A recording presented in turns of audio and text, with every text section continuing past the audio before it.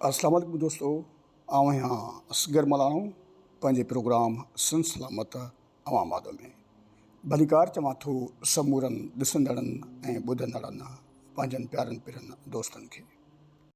नाज़रीन, अॼु असीं एफआई जे अॻूणे डायरेक्टर जनरल कश्मीर जे IG, अॻूणे डायरेक्टर IB, DIG ऐं SSP बशीर मेमण जेको अॼु जी रोज़ाना काविश अख़बार में शाया थियल इंटरव्यू ऐं सीनियर सहाफ़ी अज़मत कुंभर खे ॾिनल पंहिंजा इंकशाफ़ में चयो आहे त अॻूणे वज़ीर आज़म इमरान ख़ान, नफ़ीसा शाह, ख़ुर्शीद शाह, एजाज़ जखरानी, ख़ालिद लतीफ़ खुखर, ख्वाजा आसिफ़, खुरम दस्तगीर ऐं असवंद यार वली ख़िलाफ़ जेके केस ठाहिण जो इंकशाफ़ चयो आहे, उन बाबति अवां दोस्तनि जे अॻियां उन जूं जेको अहम पॉइंटूं आहिनि इंटरव्यूज़ जूं, उहे असीं अॼु अवां जे साम्हूं रखणु चाहियूं पिया।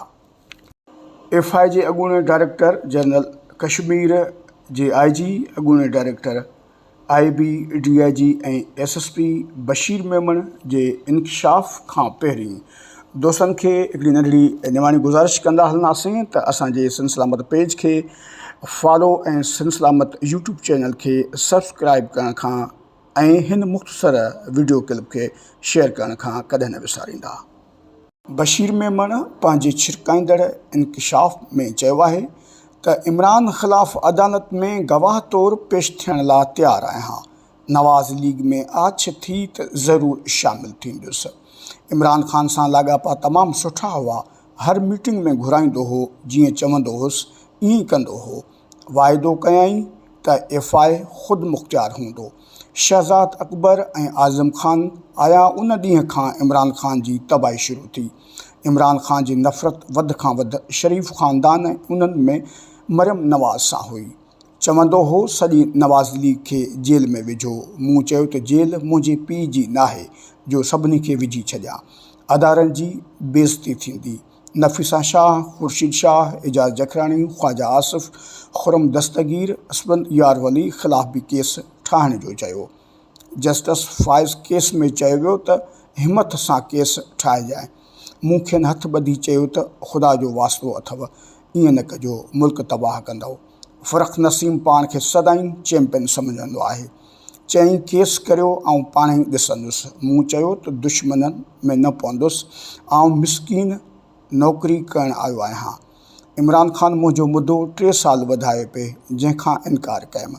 कमनि खां इनकार मुंहिंजे ख़िलाफ़ भरण बाद हिन जो मूंसां झेड़ो शुरू थियो। इमरान ब्रीफिंग लाइ घुराए गरम थी वियो त ख्वाजा आसिफ़ ख़िलाफ़ छा कयो। मरियम नवाज़ खे दहशतगर्दी कोर्ट में छो न विधो। जज वीडियो स्कैनल अरशद मलक में बि कुझु न कयो। बशीर मेमण पंहिंजनि इंकशाफ़ में वधीक चयो त समूरनि सीनियरनि ऐं साथी ऑफिसरनि मञियो त मूंसां ज़ुल्म थियो आहे। समूरनि शयुनि जा सबूत ॾियण लाइ तयारु आहियां। इमरान ख़ान छो मुंहिंजे इल्ज़ामनि जी तरदीद न कई। वेझनि दोस्तनि ज़रिए चयो वियो त अॼु शहज़ाद अकबर, आज़म ख़ान, इमरान ख़ान सां माफ़ी तलाफ़ी करायूं। मूं खेनि चयो त मुंहिंजी उन्हनि सां कहिड़ी दुश्मनी आहे। जन ॻाल्हियुनि खां इनकार कयो। इहो सभु मूंखां पोइ थियूं। तेरा क्या बनेगा कालिया एफआई जे मीटिंग में किरदार कशी कई। हिननि खे हर शइ जो हिसाबु ॾियणो पवंदो। रिटायरमेंट खां 5 ॾींहं अॻु बदिली करण ते इस्तीफ़ा ॾेई छॾियमि। हिन हिकु एज़ाज़ खटियो, रब मूंखे ॿियो ॾिनो। मुंहिंजूं नसलूं यादि कंदियूं त इस्तीफ़ा ॾेई आयुसि। कॾहिं PP लाइ छो न ॻाल्हायो। कंहिं पुछियो ई न। बिलाल बख़्तार आसिफ़ां ते को बहस कोन्हे।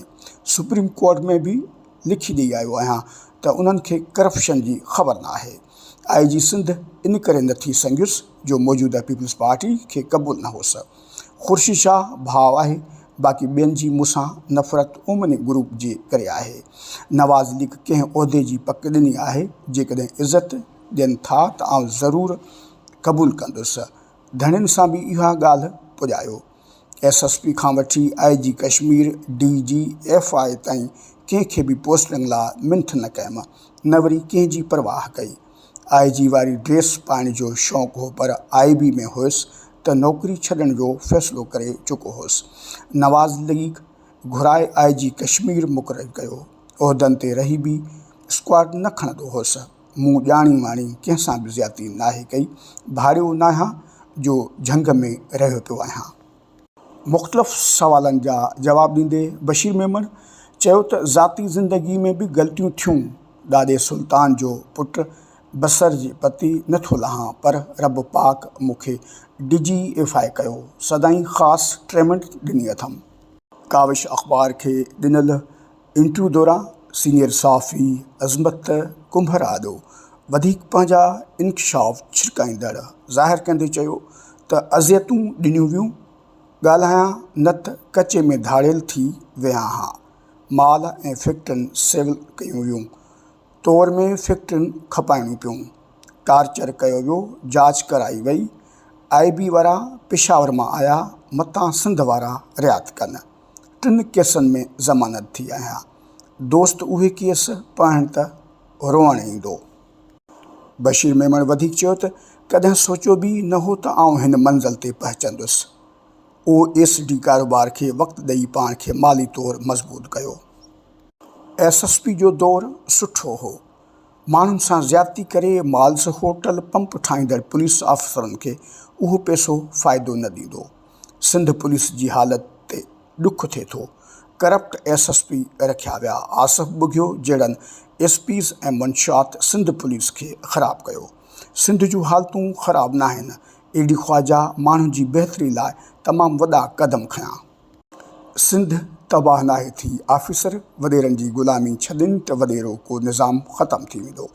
सिंध में इंडस्ट्रियलाइज़ेशन जी सख़्तु ज़रूरत आहे। असां इकनॉमिकल आज़ादु थी वेंदासीं।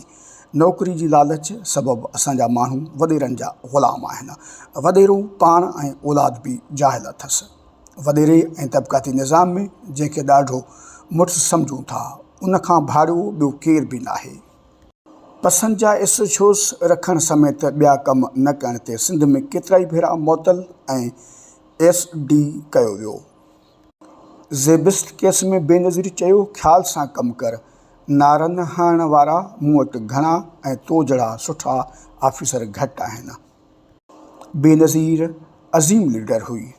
नाज़रीन खे इहो बि ॿुधाईंदा हलूं मुख़्तसर बशीर मेमण जो प्रोफाइल। बशीर मेमण सुल्तान मेमण जे घर में जनमु वरितो। 11 सालनि जी उमिरि में वालिद गुज़ारे वियुसि। चाचनि पालियो।